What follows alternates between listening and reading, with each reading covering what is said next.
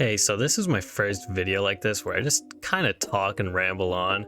I wanted to do one of these types of videos for a while now, and what better time to do one with the recent release of Black Ops 6. Now, I'm only going to be talking about zombies. I'm a full-fledged zombies fanatic when it comes to Call of Duty, so I'm going to be giving my honest thoughts of Black Ops 6 zombies in this video, including the mechanics of Black Ops 6, the maps, the Easter eggs, etc., right? I'll also be giving my thoughts if you yourself should get the game or not, because if you found this video, that means you must really be digging for the reviews. So let's just start off with how the gameplay works and is in BO6. So this game takes a lot off of Cold War, that being you have a whatever loadout you want to start with, field upgrades, an outside zombies progression, weapon rarity, salvage, the management movement, armor, all that stuff. Me personally, when I heard about all this stuff coming to BO6, I wasn't very stoked about it. What really interested me was how good the gunplay looked and the Omni movement. So let's just start off with how the gameplay works and is. So this game took a lot off of Cold War, that being you have whatever loadout you want to start with, field upgrades, and outside zombies progression, weapon rarity, salvage, the mantling movement, armor, all that stuff. Me personally, when I heard about all this stuff coming to BO6, I wasn't very stoked about it. What really interested me was how good the gunplay looked, the Omni movement, and it just looked satisfying to play and something to grind. BO6 was also teasing about customizable HUDs along with a save and quit feature being added, which also drove me towards getting the game. Now, BO6 took the gameplay mechanics of Cold War and made them fit into the gameplay better than Cold War ever did. What I mean by this is the fact that the zombies is way harder than Cold War ever was. It's so difficult to the point where it feels like Cold War mechanics that made you feel overpowered to the point where dying pretty much wasn't an option in that game. Now in BO6, it feels like a necessity to stay alive, and just that alone made me a fan of how this game plays. However, one of my gripes, Pack-a-Punch, I'm not so big of a fan of in this game. You don't have the PAP animation of your gun going into the machine, which in the older games brought some urgency to Pack-a-Punching at the wrong times, and you don't really have that PAP song playing, which is like just an L for me. Like, I love the little PAP jingle, but it's just kind of gone now. Anyways, let's talk about the zombies in this game. They feel like they swarm you from every single direction possible, and you get hit so often in this game. You could run past a zombie where in an older game they wouldn't have hit you, but in this game they're gonna hit you like immediately. I found myself getting sideswiped in this game more than any other zombies I've played, and there's no competition.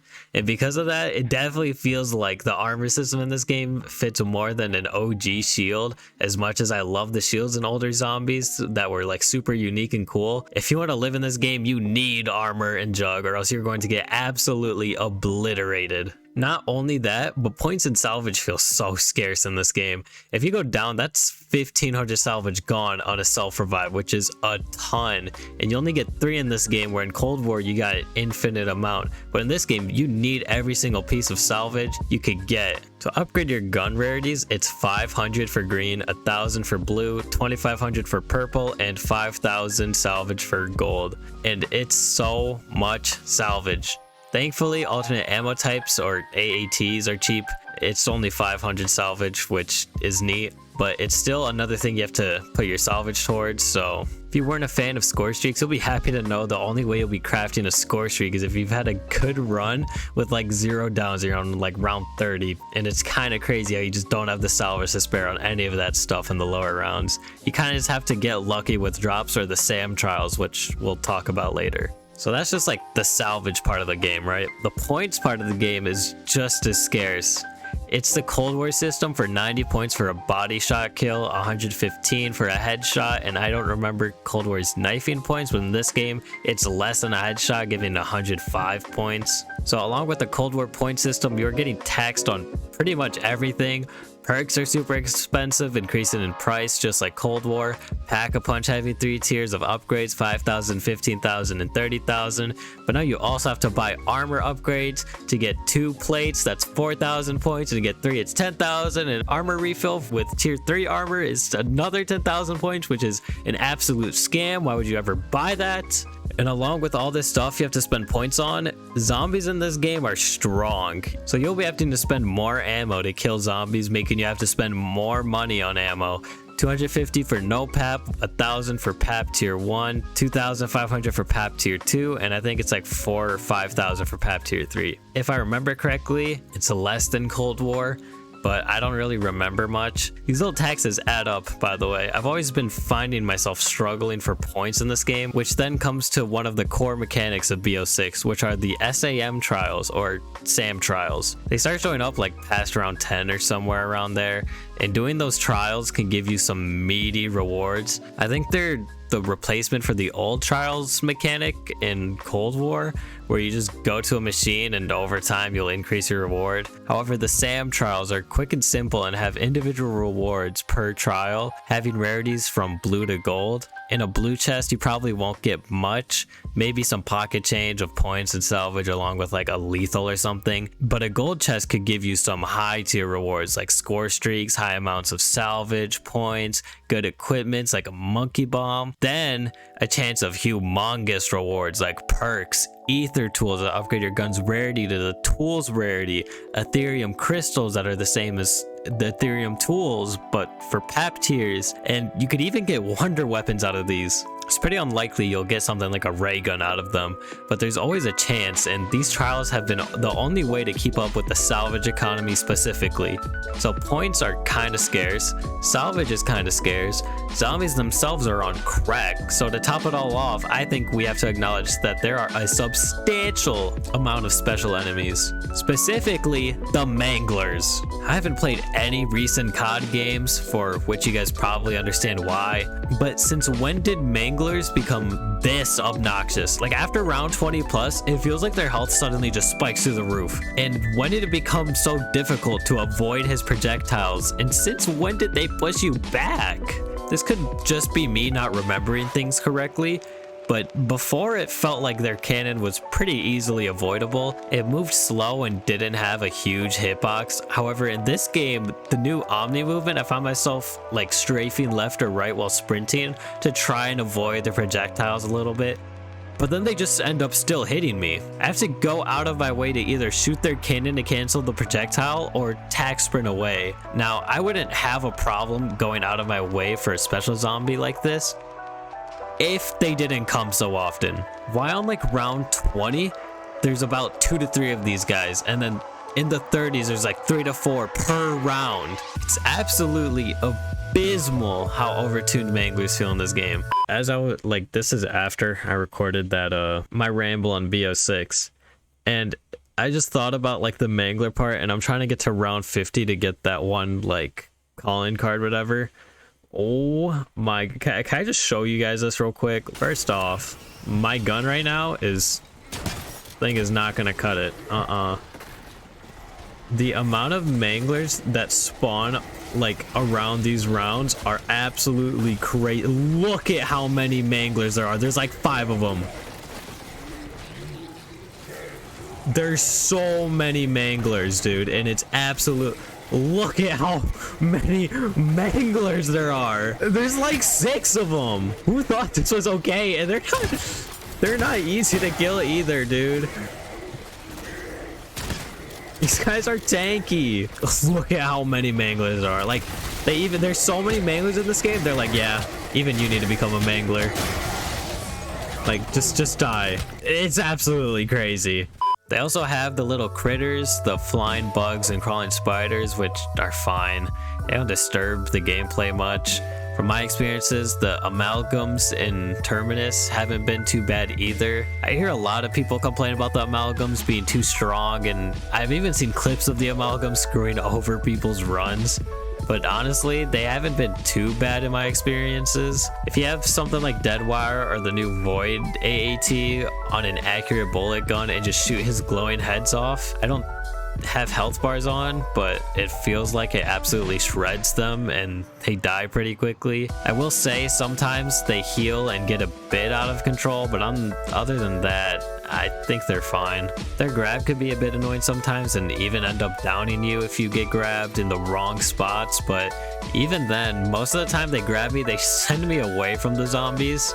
So don't think it's that much of an issue. Then there's the Margwa dog thingy in Liberty Falls. This is my first time actually playing against this enemy, and he gets annoying in the higher rounds, but in the lower ones, he's not that bad. He dies pretty easily. I don't really care about him. Now, I think it's important to also mention special enemies like the Manglers are weak to different AATs. Manglers and the Margwa dog things are weak to fire and toxic, I think. The critters are weak to ice, and the amalgams are weak to electric and void. It's good to know what enemies are weak to what, because depending on the map you're playing on, you could determine your AAT choices for the game for an easier time. Alright, so zombies are on crack, points and salvage are scarce, guns feel a bit weak at times. How does this seem fun? Well, this is where we get into the augments. Something new in BO6 are augments. They're upgrades that you can put on pretty much everything you'd use in your runs. My biggest gripe with Cold War's menu progression was that there was no thought behind it. You kind of just became even more powerful, which I wasn't a fan of. It's also why I think no perk limit is kind of dumb. No thought goes behind it whatsoever.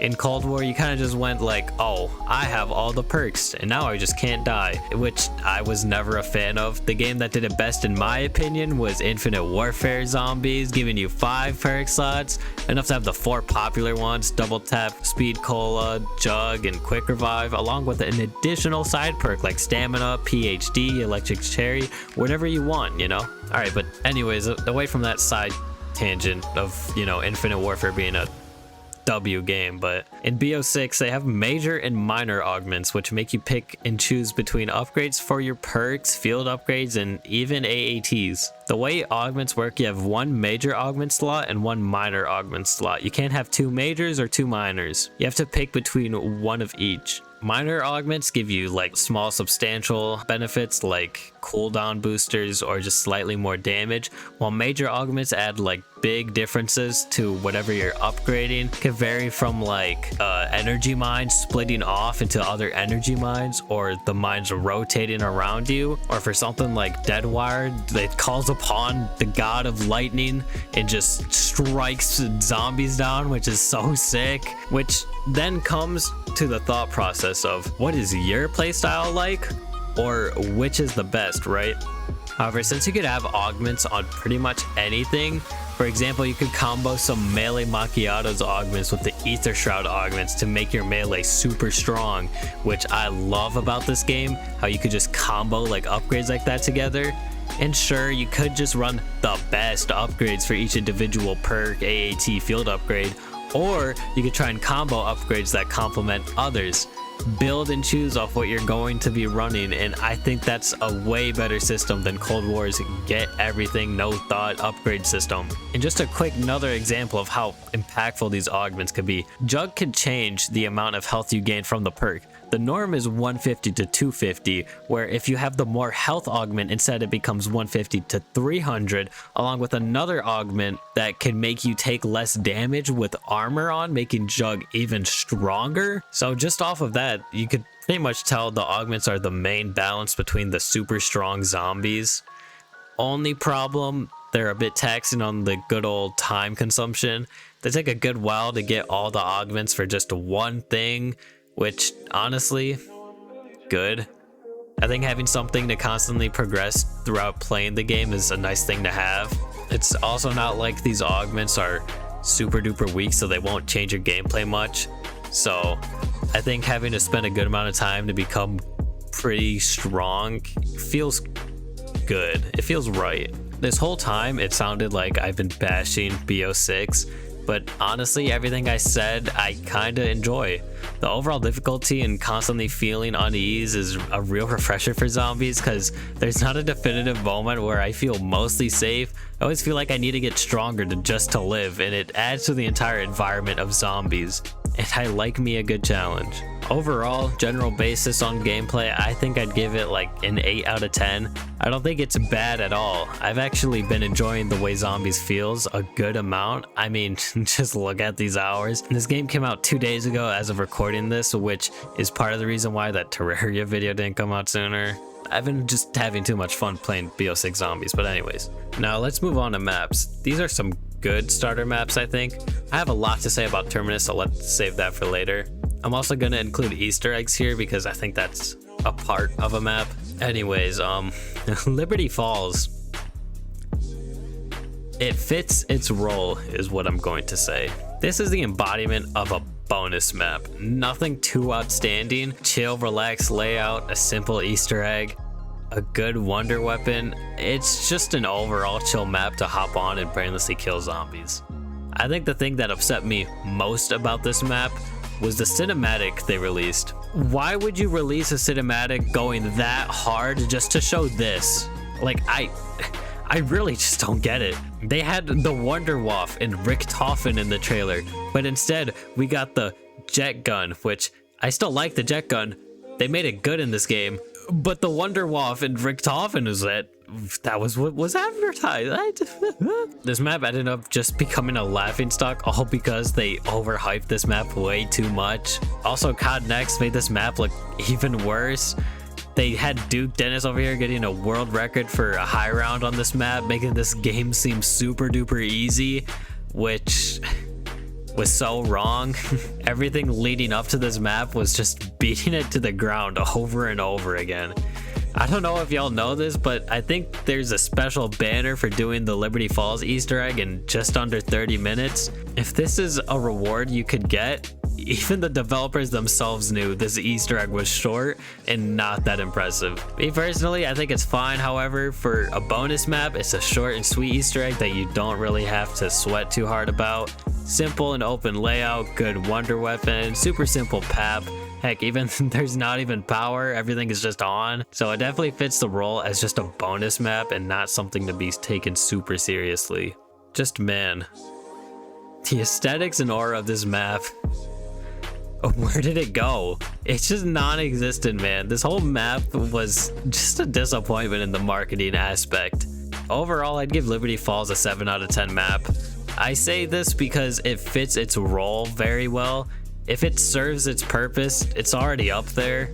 It just loses points because of what was to be expected. And again, where's the aura of this map? Now, we get on to the good part. Terminus! Oh my God, what a map. This map exceeded my expectations by a large margin. Let's first start off with the fact that this map's aura and aesthetics are a chef's kiss 10 out of 10 in my books. I literally have the feels whenever this map loads up. I mean, you're literally met with someone getting themselves mauled by a zombie just to immediately start powering up the starting area of the map, putting you right into a defense step. Then you take a step outside and man, there was some serious love put into this map, it feels. This map, like, you're on an island that holds a prison along with the jungle-esque vibe of the caves and plants. However, it's still a military research facility. Like, this map just has so much like character and aura to it. It's just amazing. I'm a huge fan of the fact they brought back the dig sites that were in Origins. It's niche in this map compared to Origins, but it's still cool that it's there. Not only dig sites, but there's like sunken chests you could get in the water. I haven't gotten one myself, but I've seen other people get these, and I've seen the ray gun pop out of it before. And unlike Liberty Falls, on this map, you actually have to power it on, which, thank God. And not to mention, no other map is like Terminus. This map is huge in the playable space. You can get on a freaking boat and ride to different areas of the map. And it's not some fast travel like the Gorod Dragon or Raven the Redwood's boat. Nothing will be like that boat. But you have a whole controllable vehicle boat that you control yourself. Say whatever you want, but this is literally one of the coolest mechanics in my books ever in a zombies map. I do not care if it's taken from Warzone or wherever it's taken from. Having the ability to drive in a boat in a round-based zombies map is awesome. Then you have the Kraken tentacles to prevent you from staying in the water for too long. It spits out the gas and it forces you to like get out the water and not stay still. It's just beautifully done. And then you have the map's wonder weapon, the bean smash. Beam Smasher, which is a whole unique wonder weapon on its own with a pretty easy quest too. You have your main firing type, which is the beam to kill zombies, and a secondary fire to make zombies weaker to damage, and it slows them down, which is pretty useful in co-op games. Then to upgrade it is just as simple as putting it in the good old PAP Pack-a-Punch. Now let's talk about the amazing, absolutely freaking amazing Easter egg. This map's Easter egg steps are difficult, but not the type of difficult like Shaolin Shuffle alphabet or learning the origin symbols for upgrading a staff. It's like the zombies in Spaceland difficulty, where the steps are straightforward yet a difficult task, and it relies on you on just being a good player. I absolutely love those types of Easter eggs where I don't have to pull up a sheet on like my phone or wherever on how to do an Easter egg step. Like, I'm sorry, but doing that Shaolin alphabet Morse code, that was stupid. I think those type of things with Morse code and whatnot should stay in the past maps. Make more maps like Terminus, where you just have to be mechanically a good player. Not to mention, this map has 2 whole boss fights, a mini boss in the midway point of the egg, and an actual boss at the end. I did the Easter egg with my brother and one of his friends, and that boss fight definitely was like a cinematic experience for the first time ever doing that map's Easter egg. My god, did they absolutely smash it with this map. That Patient 13 boss fight being like a whole tentacle kraken monster was so fun. This map for me, like just me personally, I can't really say anything bad about this map. If Amalgam stay exclusive to this map, I think we're looking at a 10 out of 10 map in my books. That's my personal rating, all right? That's probably not the general basis rating, whatever. I have weird opinions. This map is a 10 out of 10 for me. I literally don't know what to say bad about this map off the top of my head. I just really don't. There's probably something that someone could probably bring up to me to change my mind from an outside perspective, but just from me like writing this script and just think, I can't think of anything bad. Now, what are my final thoughts on the release of BO6 Zombies? Well, I think the Zombies is a solid 8.5 out of 10. If you compare every Call of Duty installment with Black Ops 3, you're not gonna enjoy anything. Just stop comparing this to Black Ops 3. We're not gonna get back to Ultra Rise and Dark Shadows of Evil. As much as I love Shadows of Evil, it's my favorite map in the entire franchise. We are not gonna be getting back there, so please stop just saying Zombies is dead and never going back, Zombies, blah, blah, blah, blah, blah.